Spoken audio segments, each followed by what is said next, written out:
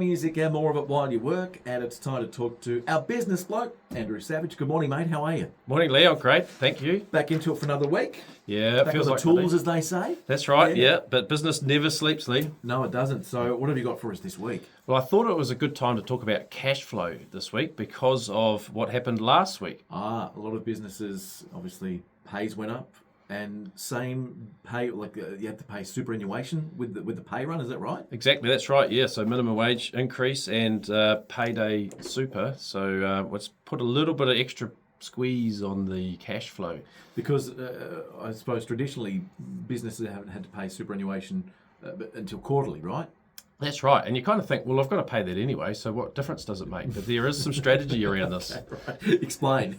Well, I like to think of it as cash being the fuel that runs your business. But what happens is when we have times like this, when there's extra demand on our cash, we have to go looking for it, right? And we think that we have to get more customers to generate more cash, but usually there's actually cash hiding in our business, Lee.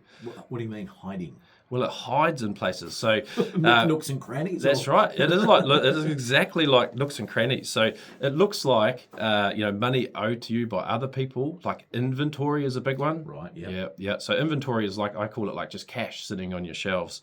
There's expenses, subscriptions. How sneaky is subscriptions now? Oh, right. Set and forget. That's right. Yeah. They've got I don't know how many TV, Netflix and things I've got going on, but heaps. So look at that in your business as well. The same with your Xero and all these other subscriptions that we have, and we have to go looking for it because cash is what I call the fuel that runs your business. Right. So if cash is the fuel, how much should businesses have left in the tank? Like, is there a set amount, or does it vary depending on what you're doing?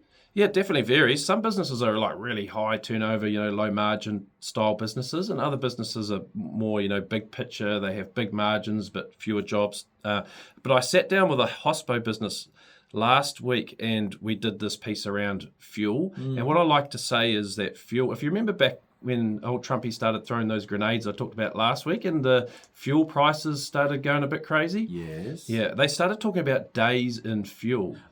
That was something that we hadn't really heard of for quite some time. But, the reserves. We've got X amount of jet fuel, X amount of diesel, etc. 100%. They were literally looking at, I imagine these giant tanks sitting somewhere, and they're literally just looking at how many days have we got, how much fuel is actually leaving these tanks, and when is the fuel projected to come into these tanks? And then they do this calculation around days in fuel, and it went 42 days, and then another few ships arrived and went 48, another few ships back up to 52, and that's how I like to look at the businesses as well. So what if the ships stopped altogether, being the cash? That's exactly right. We actually called out our burn rate, and I sat down with a hospo business pretty close to here this week because they were a little bit worried about this payday super and the minimum wage, and they employ a lot of young people and people on minimum wage, so it had an impact on them.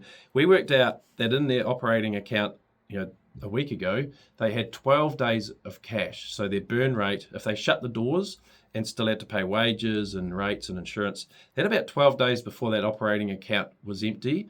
And with the payday super and the minimum wage, just those two little things there, it actually went down to more like 10 days. Wow.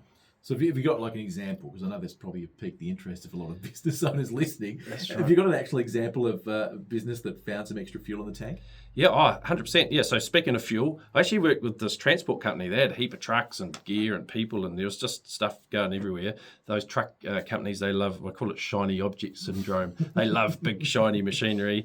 So they end up with a fair bit of debt as a result of that. And this particular trucking company was humming along pretty good, but they all of a sudden found they were a little bit squeezy on the cash department, and they were thinking, hang on a minute, how did we get here? So we went in, had a look at their accounting software, and we pretty quickly saw that there was quite a few people out there that owed them a little bit of money, Lee. Yep. So that's probably what you want to hear when you run a bit low in the tank. That's right. They had cash. It was just hiding in other people's bank accounts. So what's the lesson for business owners listening today? Definitely go looking for cash, like your debtors. So how many people owe you money and how much and for how long is a big piece. Inventory on your shelf. I love going into people's inventory and like getting rid of dead stock, like have a garage sale, Facebook, and then use that cash for marketing, something like that.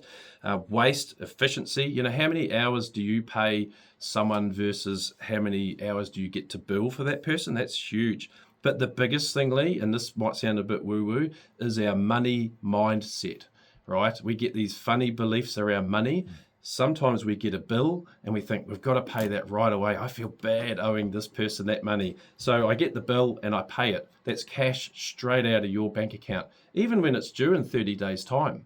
And then it's the shoe on the other foot. We feel bad about asking other people for money. So we end up in this cycle of paying our bills too fast and then not asking for the money for the bills we've paid. Interesting. So all in all, if you think that the tank's only half full, it might actually be 3/4 full and you're not fully aware that that's the case. I like to think of it as there's jerry cans lying around in the sheds out the back everywhere. Perfect. We'll just go looking for the jerry cans, poke them in our tank, and away we go. Beautiful. Hey, mate, if we want to know more about what you do and how businesses can be mainstream this day and age, where can we find you online? Well, I'm the Business Bloke. You'll find me, the Business Bloke, on Instagram and Facebook. And Savage Strategy Co. is our business we run up here. So you can find us at www.savagestrategy.com.au. Andrew, our Business Bloke, thanks for your time again. And next week, Well, I've got something pretty exciting for next week, but I can't tell you right now. can't dangle that carrot just yet. Yeah. Right, No, but it'll be a goodie, I tell you. lock it in. We'll see you next Tuesday. Thank you. Tuesday, Monday. What day do we play this? Tuesdays. Yeah. It is Monday. Yeah, it is. But it will